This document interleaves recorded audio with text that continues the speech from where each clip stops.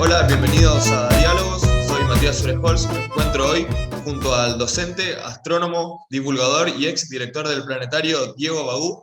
Y bueno, la idea va a ser charlar un poco sobre astronomía y sobre qué es ser director de un planetario. ¿Cómo andás, Diego? ¿Qué tal, Matt? Un gustazo saludarte y bueno, gracias por este espacio para poder conversar. No, no, gracias a vos. Para empezar, Diego, me gustaría saber por qué razones biográficas, digamos, decidiste dedicarte a la astronomía. ¿Qué te llevó a ese interés tan particular? La pasión de mi vida, así, lisa y llanamente, desde que tengo memoria, el espacio para mí era el espacio exterior, digamos, y sobre todo viajar por el espacio, un sueño de toda la vida. Siempre me llamó poderosamente la atención y sentí una atracción muy fuerte, muy particular. Eh, Eso hizo que, como eh, tantos otros y otras que les haya gustado determinado tema, comencé a leer un libro acá, allá, una revista. Obviamente cuando yo era chico no existían las redes sociales ni mucho menos, así que bueno, todo lo que tenía que ver con el espacio, alguna noticia en un diario que podía comprar algún familiar. Y bueno, eso fue creciendo cada vez más y en la secundaria eh, en particular un profesor que me incentivó mucho por el lado de la ciencia, hizo que todo eso fuera creciendo cada vez más y bueno, así llegué a estudiar astronomía. Carrera que no elegí de entrada, ¿sí? Si bien era lo que me gustaba, comencé a estudiar otra carrera, yo soy de la ciudad de Tandil, comencé a estudiar en la universidad de allá que está en Tandil, la Universidad Nacional del Centro, también una carrera por el lado de las exactas, pero bueno, estudié un rato, 2, 3 años, y luego ya me vine a estudiar a La Plata astronomía, es la pasión de mi vida, digamos. Claro, y de esas lecturas juveniles me gustaría saber qué tanto influyeron obras de divulgadores científicos, como puede ser Isaac Asimov o Carl Sagan, y qué tanto te influyó la ciencia ficción, porque mucha gente se mete en la ciencia por un interés primero por la literatura de ciencia ficción. Quiero saber ahí qué tanto fue en tu caso. Sí, vos sabés que yo en ese sentido, la ciencia ficción, no digo que no me haya atraído, pero no era algo que me volara a la cabeza, como sí muchos, es el caso de muchos, que la ciencia ficción es la puerta de entrada a estos temas. En mi caso particular, lo que a mí me volaba la cabeza eran los viajes espaciales. En particular, yo tenía 7 años aproximadamente y comenzaban los primeros viajes del programa de los transbordadores espaciales, ¿sí? Del sistema de transporte espacial de los Estados Unidos, el Columbia, el primero de ellos, y salía alguna noticia por ahí, y en Latinoamérica, aquí en Argentina se hablaba mucho de eso, se lo denominaba el taxi espacial. Y a mí eso me llamaba mucho la atención. ¿Cómo que un taxi espacial? ¿Cómo es un taxi va al espacio? ¿Cómo es eso? Y bueno, y una figurita de acá, una figurita de allá, ya te digo, una nota. Y también, tengo que decir, en esos años, estamos hablando de inicios de los 80, comenzaba a nivel mundial a transmitirse la serie Cosmos, de Carl Sagan. Y bueno, y en ese sentido no soy nada original. Carl Sagan para mí fue una especie de faro. Si bien por aquellos años tengo que reconocer que no entendía mucho de qué hablaba este buen señor, pero lo que hablaba a mí me impactaba. Lo que decía, cómo lo transmitía, más todas las imágenes, ¿sí? Y eso que estamos hablando de una serie de 1980, 1981. Lo que haría hoy un Carl Sagan, ¿no? Dios mío, no me quiero imaginar. O sí, trato de imaginármelo y me quedo corto. Entonces todo eso fue como una especie de bola de nieve, ¿no? Que influyó muchísimo. Comenzaba a leer algunas cositas de Carl Sagan, siempre trataba de agarrar alguna revista como podría serla muy interesante o cosas por el estilo. Y ya te digo, esa pasión fue creciendo cada vez más. Claro, y en el caso de Carl Sagan es notable porque casi no hubo referentes de la divulgación científica de su nivel. Yo, por ejemplo, he leído casi todos los libros de Carl Sagan y tiene una profundidad filosófica, una profundidad, un estilo de escritura muy ameno y muy bueno. Sus libros son de El Mundo y sus Demonios, por ejemplo. Es un libro que uno se lo puede recomendar a cualquier persona y está escrito de una manera muy atrayente, ¿no?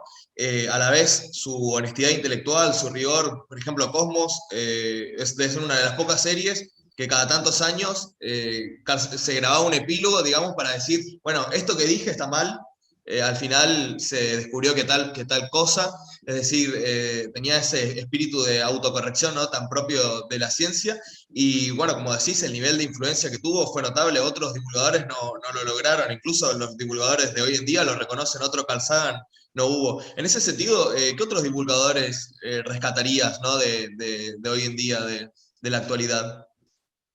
Bueno, de hoy en día,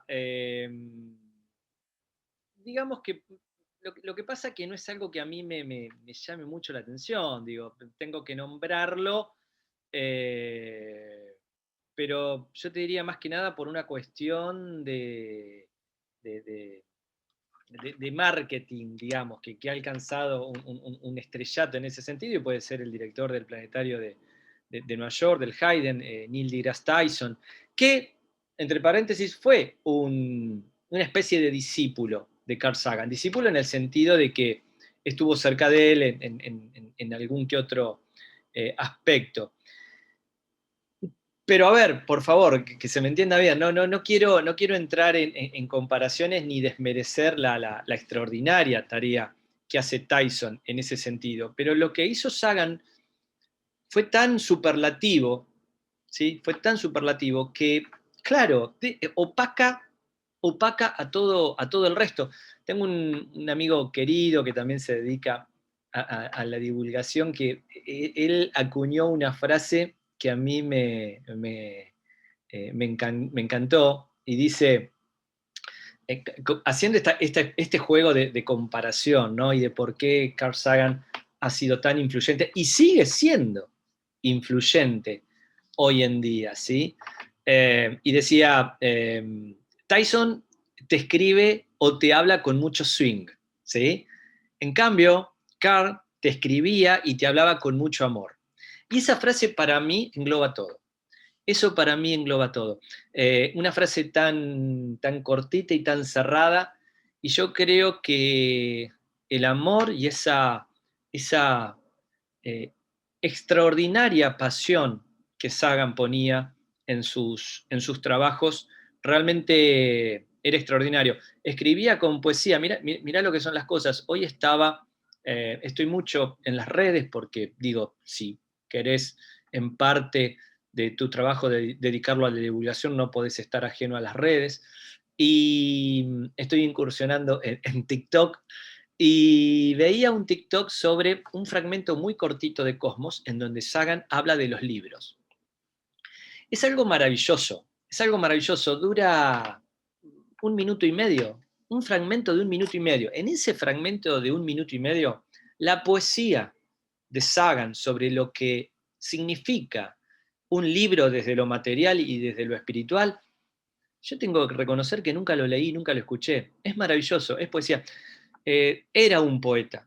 De alguna manera Carl Sagan era un poeta, realmente, y un poeta extraordinario.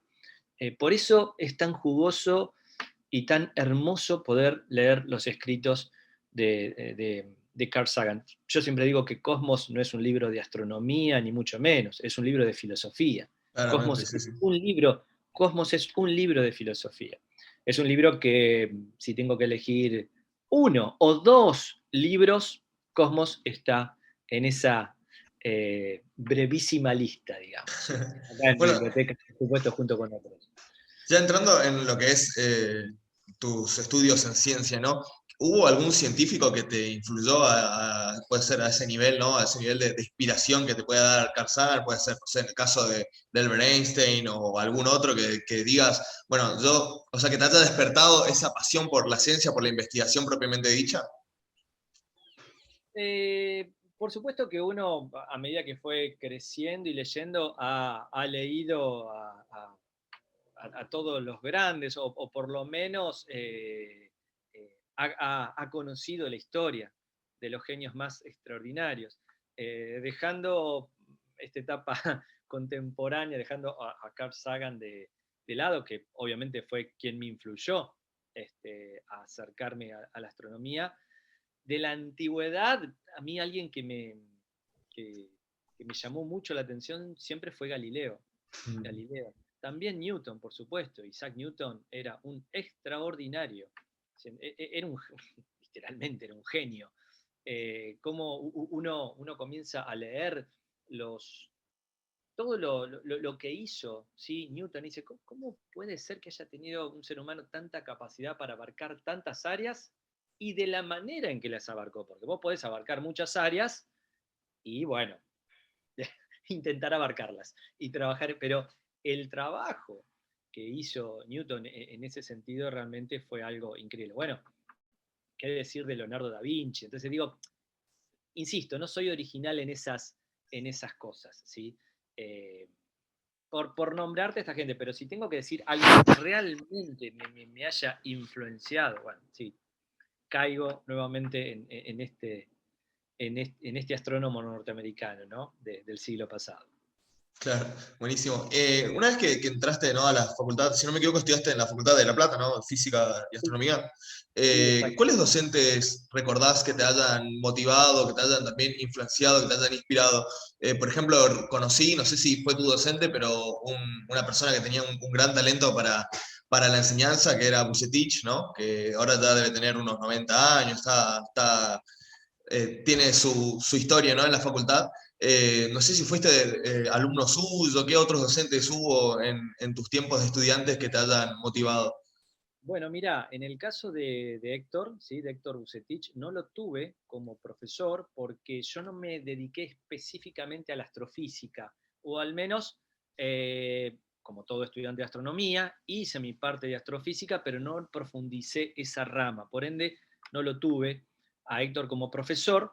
Yo me dediqué más a la geodesia espacial, es decir, al estudio de la forma de la Tierra y de su campo de gravedad a partir de técnicas espaciales, satélites, por ejemplo. Pero tengo que decir que con Héctor me cruzaba por los pasillos y teníamos muy buena relación. Y era hermoso, es hermoso escucharlo, ¿sí? Cada vez que da una charla, bueno, tuve la satisfacción de a lo largo de 8 años estando a cargo del planetario de la Universidad de La Plata, tenerlo como invitado. Era realmente un placer. Profesores buenos tuve muchos. Ese es el privilegio de poder estudiar en la Universidad de La Plata, en nuestro observatorio astronómico, ¿sí? Guardo con mucho cariño y mucho recuerdo la doctora Felicitas Arias, que es la número 1 de la medición del tiempo a nivel mundial. Bueno, con Felicitas, tener a Felicitas ahí era jugar en las grandes ligas y la teníamos todos los días estudiando con nosotros. Ella después se fue a Francia. Como yo ya tengo varios años, en ese momento todavía no estaba radicada de forma permanente y pude tenerla en una materia de segundo año. Aprendí mucho en cuanto a la didáctica de la astronomía, que luego me ayudó mucho para Divulgar, desarrollar ¿no?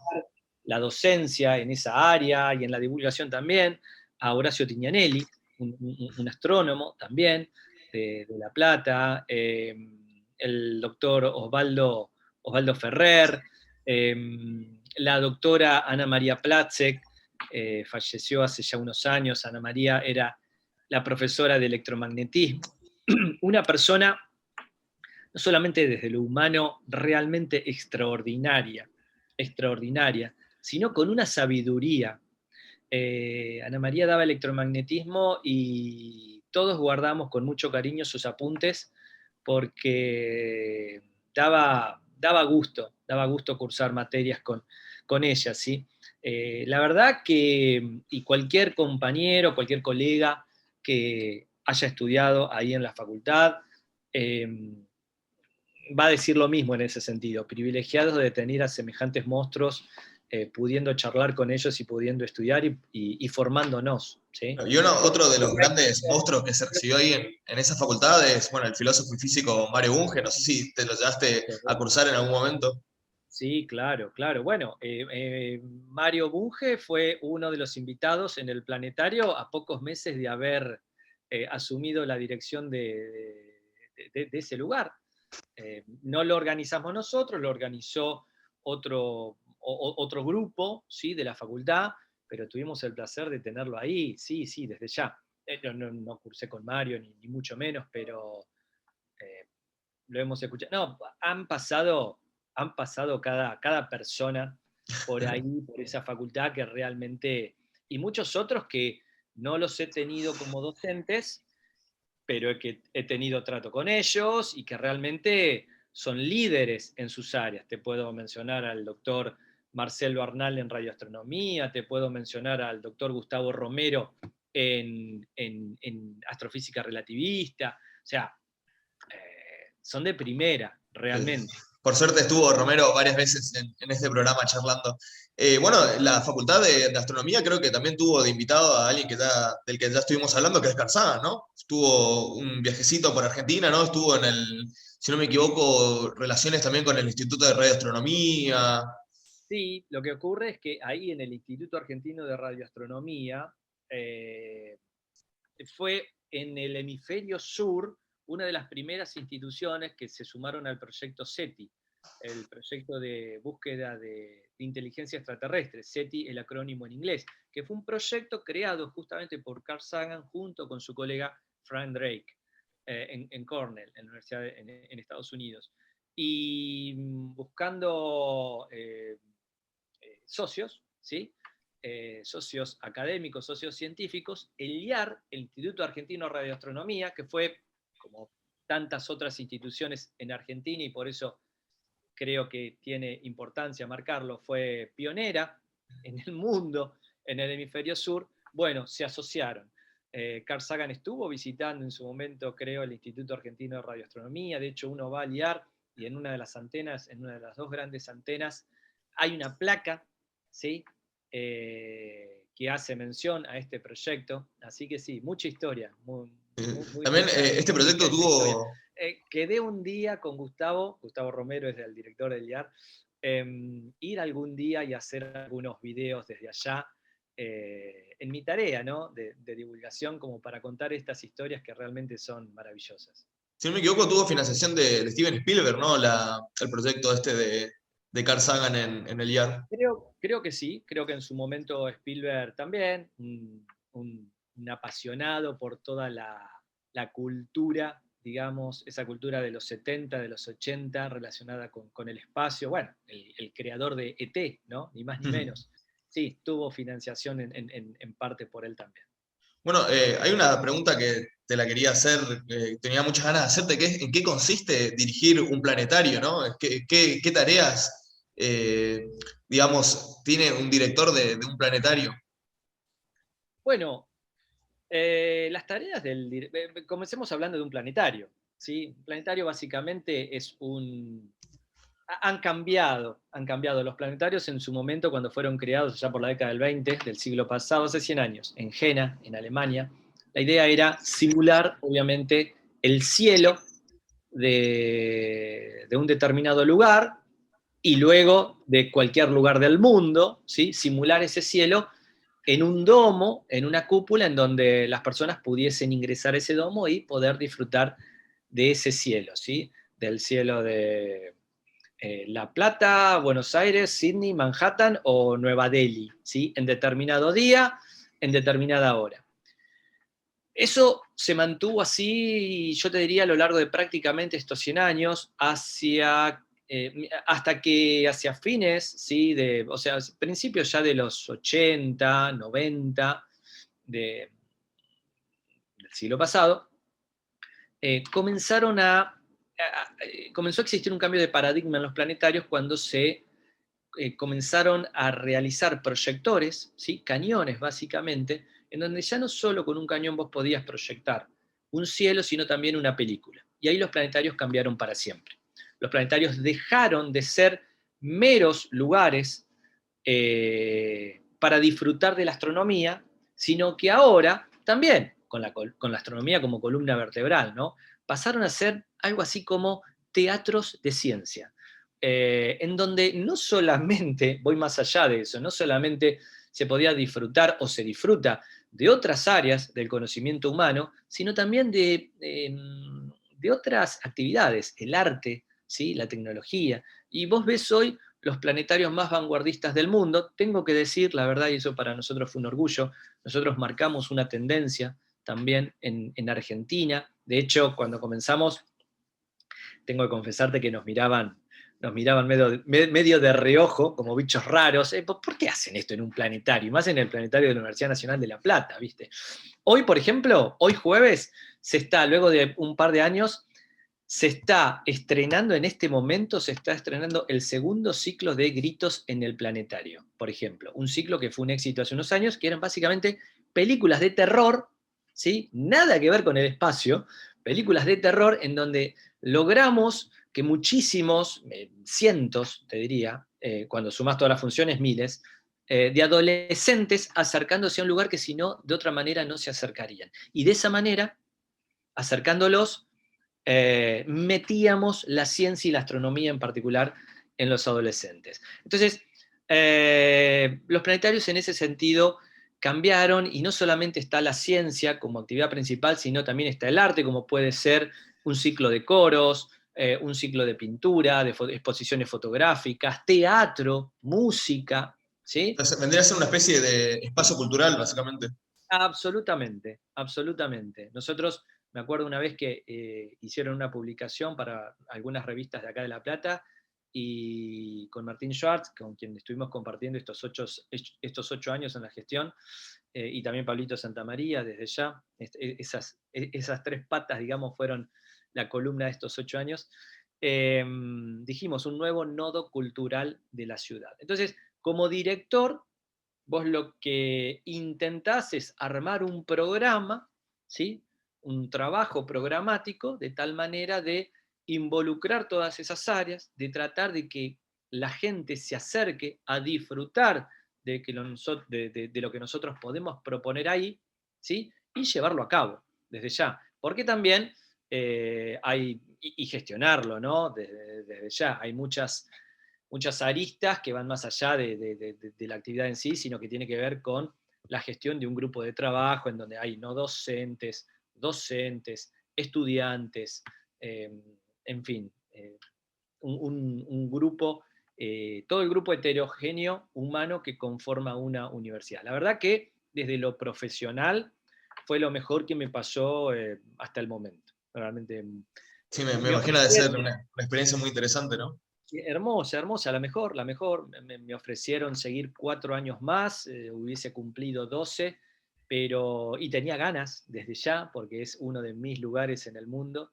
Pero bueno, había también otros proyectos personales, laborales también, que hicieron que cuando hiciera todo el balance, bueno, me parecía que era importante dar un pasito al costado y seguir por otros rumbos y que gente nueva se sumara, digamos, a continuar con este trabajo que iniciamos hace ya y más de 8 años. Claro. Bueno, en cuanto a lo que es la investigación en ciencia básica, ¿no?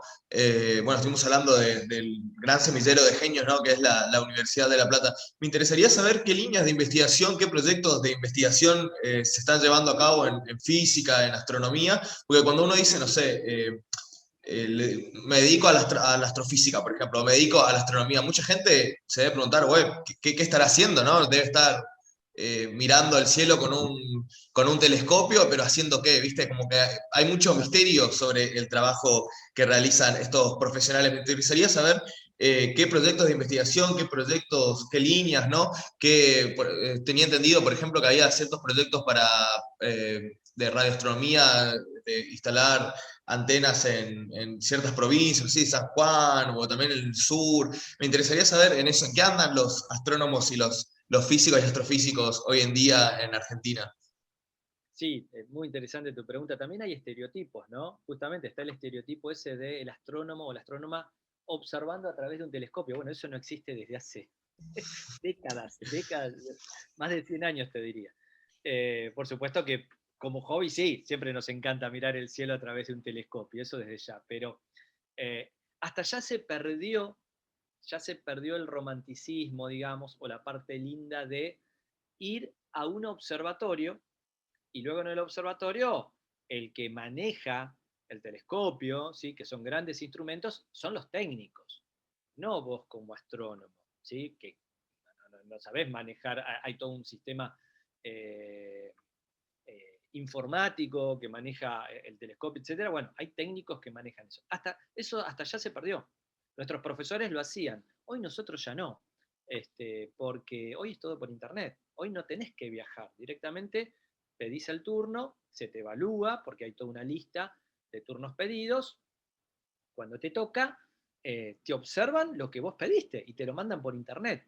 Así que hasta eso se ha perdido. Y también, déjame decirte, no todos los astrónomos observan en telescopios. Hay astrónomos, o sea, yo nunca fui, por ejemplo, a un observatorio para tomar imágenes, para trabajarlas a nivel profesional, ¿se entiende? Mi trabajo incurrió por otra área, así que hasta eso, ni siquiera todos los astrónomos observan, digamos, en observatorios. Dicho eso, hay muchas líneas de trabajo. Una de las fortalezas justamente de la astronomía en Argentina es que, como tiene una rica tradición, ¿sí? En calidad y en tiempo, distintas áreas fueron las que se atacaron, en las que se trabajó, digamos, a lo largo de la historia. Por ejemplo, por decirte a alguien, un astrónomo cordobés, el doctor José Luis Cercic, ya fallecido, fue un extraordinario astrónomo que hizo que la astronomía extragaláctica en Argentina creciera de una manera exponencial. De hecho, CERSIC en astronomía extragaláctica es famoso en el mundo de la astronomía. ¿Sí? Digo, cruza nuestra frontera, por mencionarte a alguien, y acá en La Plata, bueno, también, muchísimos otros, no me alcanzaría el tiempo.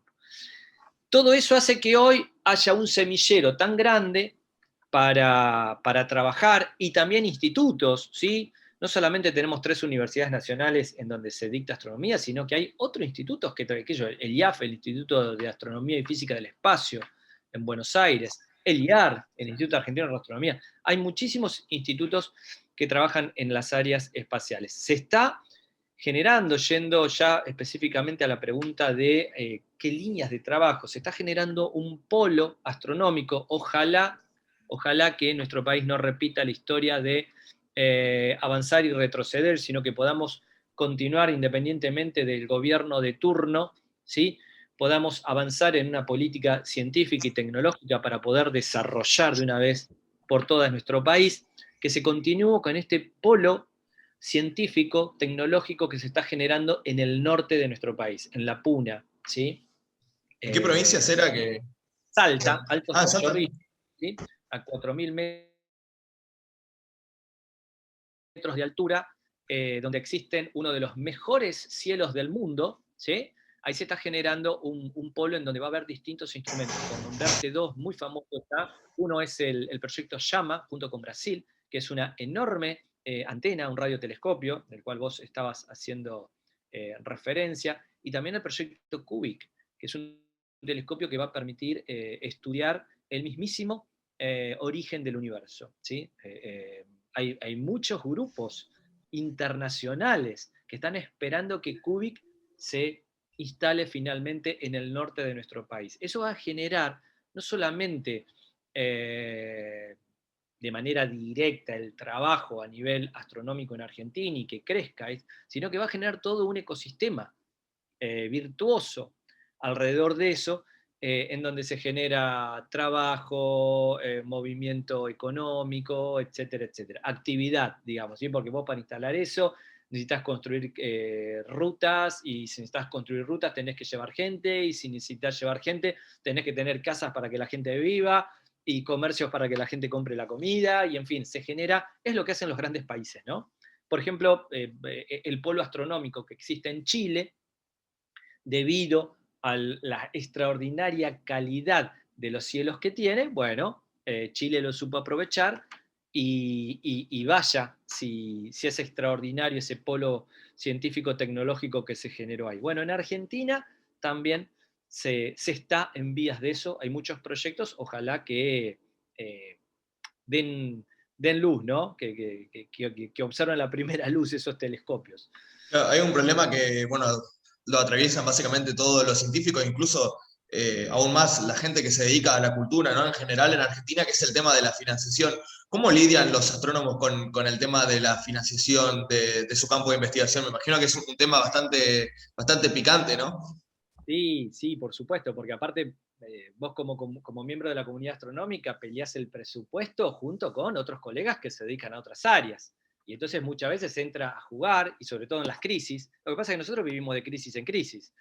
Yo tengo 48 años y viví más, casi toda mi vida de crisis en crisis económica, lamentablemente. Pero digo, por supuesto, se pelea ese presupuesto y desde ya que entran a jugar algunas cuestiones que para mí son un error, pero bueno, puedo llegar a comprenderlas y bueno, ¿dónde ponemos el dinero? ¿Ponemos el dinero para hacer astronomía o ponemos el dinero para hacer vacunas? Y claro, cuando vos empezás a hacer esas comparaciones, son comparaciones que se hacen, pero tienen una connotación muy negativa, ¿sí? Porque se pierden muchas cosas en esa discusión. Yo creo que las dos cosas hay que atacar, esas y muchas más, por supuesto. Entonces sí, es difícil. Es difícil en todo el mundo, ojo. No creas que en el exterior quien quiere investigar tiene todos los fondos para. Por supuesto que hay lugares en donde los fondos fluyen de una manera increíble porque hay otra concepción. Hay otra concepción de la ciencia básica que es cuando vos invertís en ciencia básica, eso te lleva mucho tiempo, digo no gasto, vos fíjate que no digo no gastar en ciencia, digo inversión en ciencia básica, con el correr de los años, ¿sí? Eso vuelve en creces en términos monetarios realmente de una manera impresionante. Muchos creen que la pantalla táctil, ¿sí? de estas maravillosas maquinitas, ¿sí? Fue una invención de empresas privadas. Nada que ver. Estas pantallas táctil fue un producto de investigación del Departamento de Defensa de los Estados Unidos. Gastaron mucho dinero, ¿sí? Para desarrollar pantallas táctiles. No necesito decirte, con el correr de los años, cómo vino en creces todo el dinero, Claro. ¿sí? A esos países con compañías privadas. Pensemos en los celulares, simplemente. Cuando países, ¿sí? Como el nuestro, como los países latinoamericanos, comencemos a comprender que lo que va dirigido a ciencia y tecnología no es un gasto, sino una inversión, ese día vamos a comenzar a despegar. Claro, Así lo que mismo. sí, mientras tanto hay que pelearla. Estuvimos hablando con Diego Córdoba, ¿no? Que es historiador de los viajes espaciales, y pasaba lo mismo. La gente piensa que ir al espacio, ¿no? O lo que hace, las actividades que realiza la NASA son gastos lujosos en vano, porque, bueno, ¿de qué me sirve que una persona vaya al espacio sin darse cuenta que un montón de la tecnología que tenemos hoy en día se debe a esas investigaciones, ¿no? A esos proyectos. Absolutamente. Por ejemplo, la medicina, los productos y las soluciones químicas y los enlaces químicos, ¿sí? Que se pueden generar en un ambiente de microgravedad, por ejemplo en la Estación Espacial Internacional, no tienen ni comparación con lo que se puede hacer en Tierra. Entonces es un montón de dinero para invertir en investigaciones en la Estación Espacial Internacional y luego las farmacéuticas que hacen uso de ese conocimiento, la cantidad de dinero, ¿sí? Que generan en productos y en servicios es fenomenal. Por darte un ejemplo de miles. Bueno, digo, hay un tema que, bueno, es bastante polémico para algunas personas, pero que lo quería mencionar, ¿no? Que es el tema de la astrología, ¿no? Porque si uno mira la astronomía en el público general, despierta cierto interés con esto que decías de, bueno, los viajes espaciales, el trabajo de Elon Musk, ¿no? Que hay mucha gente que está pendiente ahí de lo que hace, pero lamentablemente hay, digamos, la mayoría del foco en lo que es los astros, en conocer las estrellas, los planetas, etcétera, se sostiene, digamos, en el interés por la astrología, ¿no? Que hay una especie de moda ahora, revivió con gran intensidad, también tuvo su auge en el New Age, ¿no? En la época de los 70, este interés por la astrología, ¿no? Me gustaría saber cuál es tu reflexión al respecto, es decir, ¿qué le dirías a esta gente, ¿no? Que se interesa por los astros, pero en ese sentido, más por un interés en conocer, digamos, las predicciones del futuro, su propia personalidad, etcétera, a través de los astros. Sí, yo creo que en el caso de la astrología hay como una paradoja, ¿sí?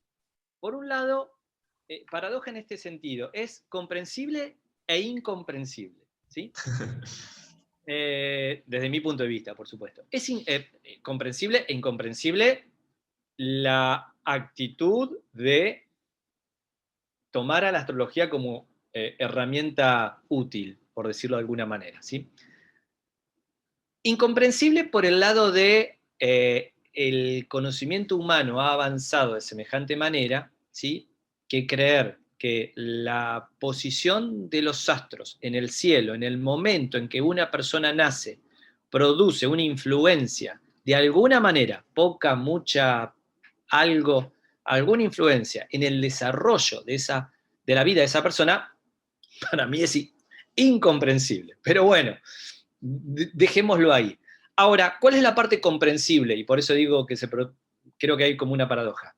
Hay una cuestión antropológica, ¿sí? La astronomía se separa de la astrología hace 5 siglos, 6 siglos, pongamos 6 siglos, ¿sí? 100 años más. 6 siglos a lo largo de 60, 70, 80 mil años, que es la etapa en la que el género Homo, ¿sí? Sobre todo los sapiens, se desarrollan, no es nada, no es absolutamente nada. Digo, el comportamiento humano, esto es algo que a mí cada vez me está fascinando más, que es leer algunos libritos, ¿sí? Sobre antropología y evolución humana. Bueno, qué decir de Carl Sagan en ese sentido, lo que ha escrito, ¿no? Porque cuando vos lees esos aspectos, entendés por qué hoy, en pleno siglo XXI, nos comportamos como nos comportamos. Seguimos siendo simios, ¿sí? Que anduvimos por los árboles y luego comenzamos a caminar por la faz de la tierra, digamos. Entonces, hay una cuestión muy, muy fuerte, ¿sí? Insisto, antropológica, que hace que todavía la astrología tenga, ¿sí? Un alto impacto en nosotros. Capaz que dentro de 200, 300, 400 años se diga, vos sabés que en pleno siglo XXI estos muchachos y muchachas estaban volando a la luna en cohete y todavía estaban leyendo el horóscopo en el diario. Pero bueno, hoy es así. Por eso lo veo como una especie de paradoja. Creo que es una responsabilidad grande, por ejemplo, los que intentamos hacer divulgación científica, sin faltar el respeto a nadie, porque no tendría razón de ser ni sentido, contarle a la gente por qué la astrología, ¿sí? No tiene razón de ser y no tiene sentido. Pero bueno, desde ya que eso está en el libre albedrío de las personas, obviamente. No hay mucho más para decir en este tema. Sí, acá, bueno, después nos vamos a meter más en las relaciones entre ciencia y filosofía, pero también hay una cuestión como vos decías, ¿no? De una especie de tendencia humana primero, a explicarse uno mismo, ¿no? Es decir, por qué yo me comporto de esta forma, o por qué la gente que es cercana a mí se comporta de esta forma, y a la vez una cuestión de ansiedad de lo que va a pasar en el futuro, ¿no? Porque hay como varios aspectos de la astrología. Uno es el aspecto más psicológico, ¿no? Decir, ¿por qué me comporto así? Bueno, quizás porque soy de Tauro, o también está el aspecto, digamos, de la predicción del futuro, ¿no? ¿Qué va a pasar? Bueno, en el año 2020 vimos como los astrólogos se iban a los programas de televisión diciendo que iba a ser un gran año para viajar y después, pocos meses, hubo una pandemia mundial, ¿no? Una pandemia, digo. Lo que Y ocurre con la astrología, el astrólogo o la astróloga siempre gana. Porque en caso de que sea algo tan opuesto a lo que ellos vaticinaron, ¿sí? Porque no les gusta decir pronosticaron, vaticinaron, como puede ser 2020 va a ser un gran año, ¿sí? La respuesta de ellos es, pero no, nunca la astrología te va a decir exactamente lo que va a pasar. Simplemente la astrología es un camino que te indica o que te da ciertas señales, ¿sí? De un futuro que, de última, nadie sabe cómo va a ser. Sí, así también yo soy astrólogo, obviamente. Ahora, si literalmente aciertan, ¿sí? Me lo dijeron los astros. Entonces, claro, nunca perdés. claro. Nunca. Así sos Gardel siempre. ¿Sí? Sí, la famosa infalsibilidad, ¿no? De la que hablaba Popper. Claro, y después respecto a lo que vos comentabas, es una gran verdad, es una gran verdad. Al menos yo lo veo así en cuanto a que hay algo inherente al ser humano en intentar no solamente encontrar soluciones a cosas inexplicables, sino también en los propios errores de uno poner, pongámoslo en estos términos, no sé si decir poner la culpa, pero desligarme, ¿sí?, de ciertas responsabilidades que no he tomado y entonces lisa y llanamente, se debe a los astros, ¿sí? O sea, mi vida es esto y porque soy de tal signo con ascendencia en, no sé qué significa la ascendencia, pero bueno, con, con ascendencia en la casa de tal constelación. Entonces, se hace un barullo. Por eso te digo, acá hay mucho más de psicológico y de filosófico que de científico. De científico no hay nada. Por eso, del lado de la ciencia, expresamos que la astrología no tiene razón de ser, digamos, no tiene ningún asidero concreto, es más una cuestión de fe, y bueno, y en eso ahí no hay discusión, ahí no hay debate alguno entre ciencia y fe, ¿se entiende? Si es una cuestión de creencia, estás en todo tu derecho, absolutamente, no hay ningún problema en ese sentido. Bueno, justamente cuando hablamos si de la astrología es o no una ciencia, estamos metidos en cuestiones epistemológicas, ¿no? Que son cuestiones filosóficas. Antes habías hablado de Carl Sagan diciendo, bueno, que el libro Cosmos es un libro de filosofía, y en esto me quiero meter entre las relaciones que hay en la ciencia y la filosofía, ¿no? Justamente la astronomía, la física, la astrofísica lleva de alguna forma a la cosmología, y la cosmología tiene mucho también de filosofía en el sentido de que, por ejemplo, responde una de las grandes preguntas de, por ejemplo, de dónde viene todo, por decirlo de algún modo, o quién soy yo en el universo, etcétera. Me gustaría saber, en ese sentido, cuáles son tus reflexiones entre esta relación, este vínculo entre ciencia y filosofía. Bueno, a ver, con los colegas que has tenido en tu ciclo, a mí me daría vergüenza opinar, lo digo con total honestidad. Yo te doy ciertos pareceres más desde lo mundano, digamos, sin ser un especialista en la materia. Eh, Cada vez está más cerca la filosofía y la ciencia, digamos. O pongámoslo en estos términos. Bueno, está la epistemología, ¿no? Desde ya. Pero se produce, ¿por qué esa necesidad? Porque a medida que vos vas estudiando lo que es el universo, lo que es el cosmos, es tal el vértigo que te produce, ¿sí?, tal el vacío, el abismo al que te acercás, que es muy difícil, ¿sí?, es muy difícil, muy complejo, o al menos te falta una pata, ¿sí?, para cerrar todo un esquema. Y a eso se debe que intentemos encontrar, ¿sí?, respuestas a lo desconocido, digamos.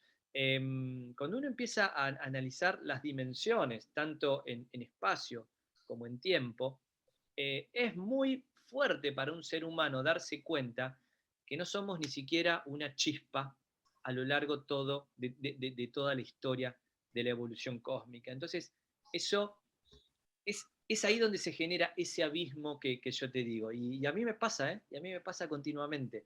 Eh, Uno se pone a pensar, se pone a reflexionar, y son las grandes preguntas y las grandes reflexiones que en algún momento todos nos hacemos, o al menos que muchos nos hacemos, es el sentido, digamos.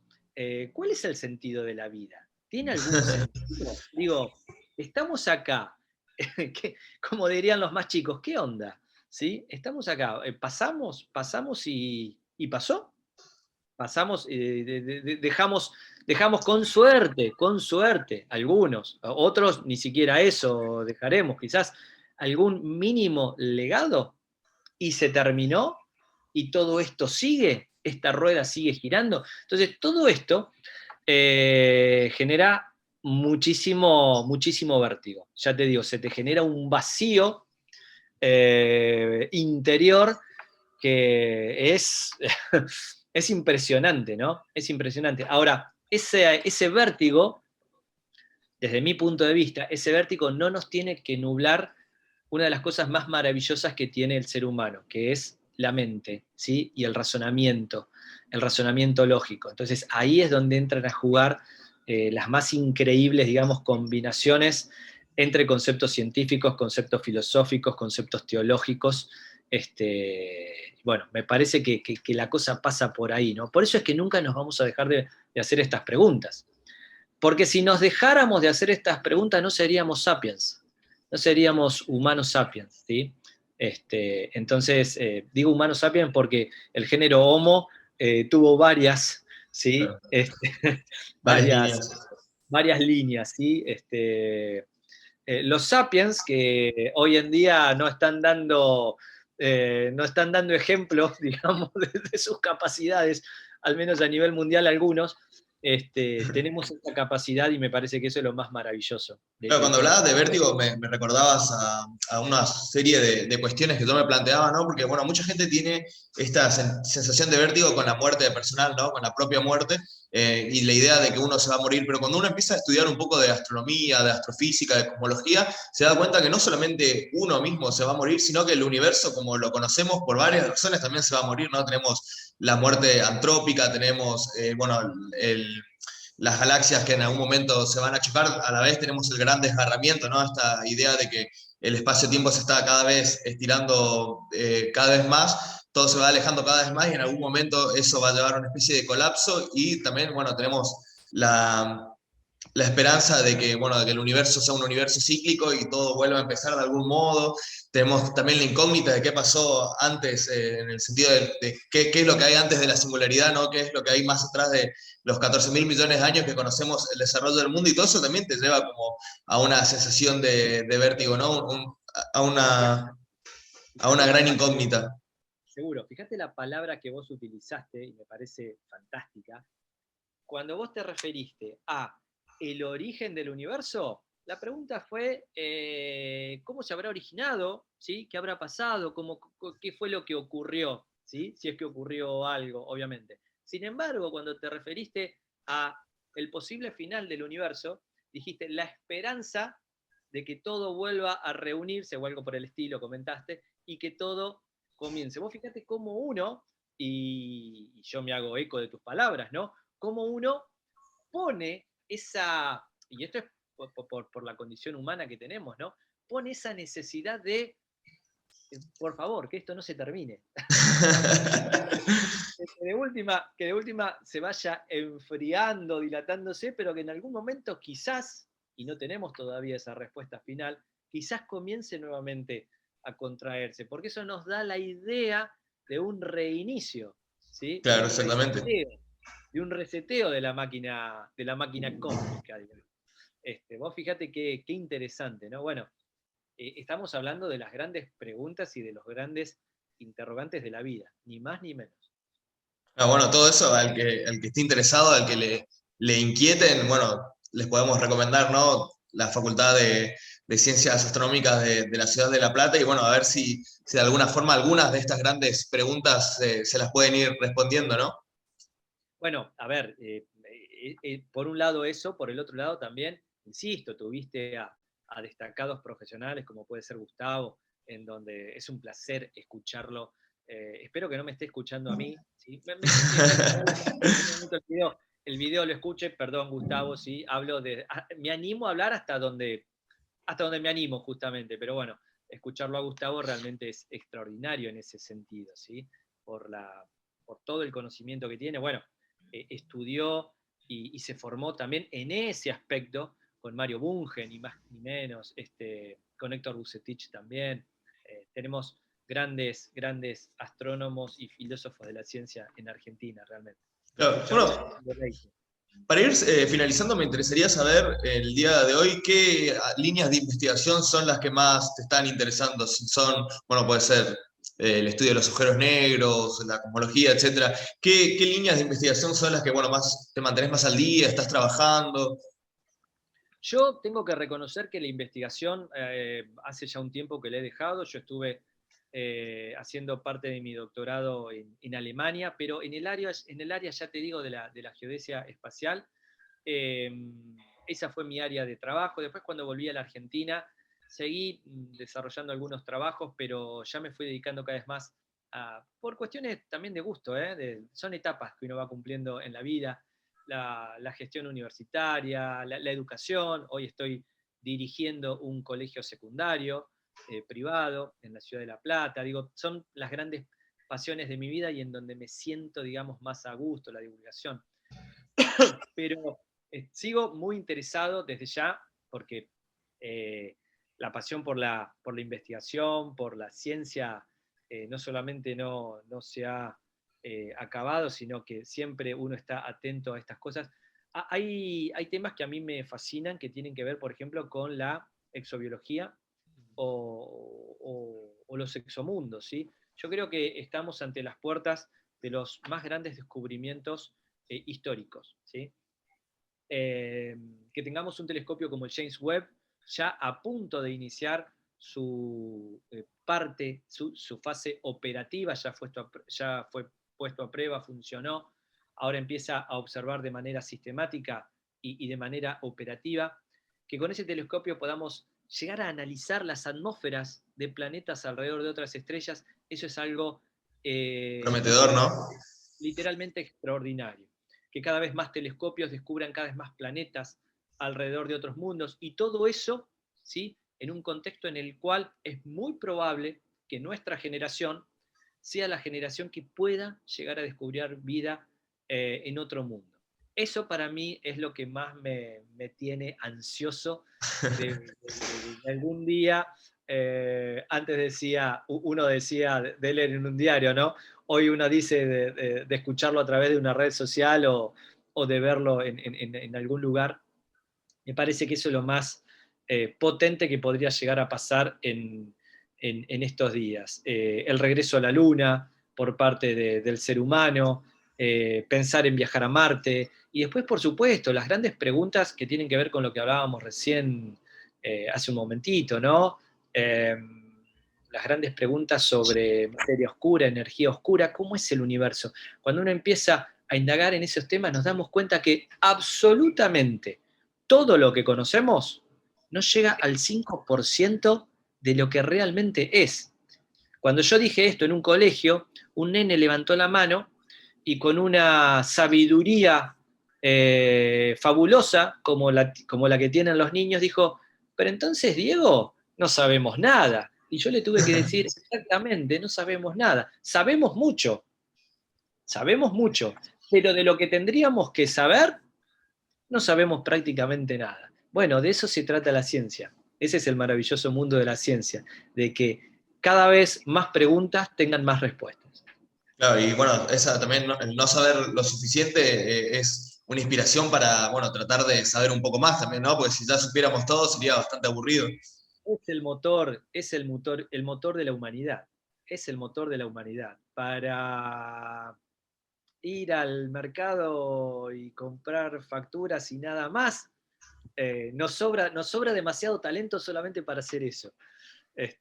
Por eso hay que incentivar cada vez más a los jóvenes para que cada uno de sus vidas hagan vidas realmente únicas, productivas, ¿sí?, fructíferas. Y bueno, y que se animen a conocer también, ¿no?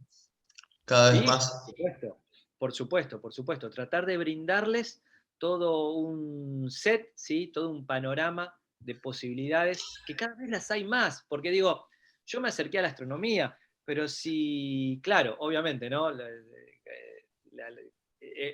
Sería lindo tener 20 años con la experiencia de casi 50, pero digo, hoy en día las oportunidades que tienen los chicos y las chicas son muchísimas más, pero muchísimas más que las que tuvimos nosotros hace 30 años o 25, pero también es cierto que las posibilidades que tuve yo, o mis hermanos, por ejemplo, fueron muchísimos más que las posibilidades que tuvieron mis padres. Entonces, uno ve, por supuesto, hay casos y casos, desde ya, pero uno ve cómo a medida que pasa el tiempo, aunque la coyuntura parezca indicarnos lo contrario, por eso no me quiero quedar en la coyuntura negativa que podemos llegar a tener hoy en día. Cuando uno ve el big picture, la gran figura, el gran marco, ¿sí? Eh, uno ve que vamos avanzando y que cada vez hay más posibilidades para el desarrollo personal. Bueno, hoy como educador me dedico justamente a eso, a tratar de brindar la mayor cantidad de herramientas a los chicos. Bueno, terminamos bastante optimistamente la charla. Bueno, yo no quiero decir que soy optimista por naturaleza porque me parece una contradicción decir ser optimista por naturaleza. Digo, hay días en los que uno es optimista, hay otros días en los que es mejor irse a dormir una siesta y no hablar con nadie.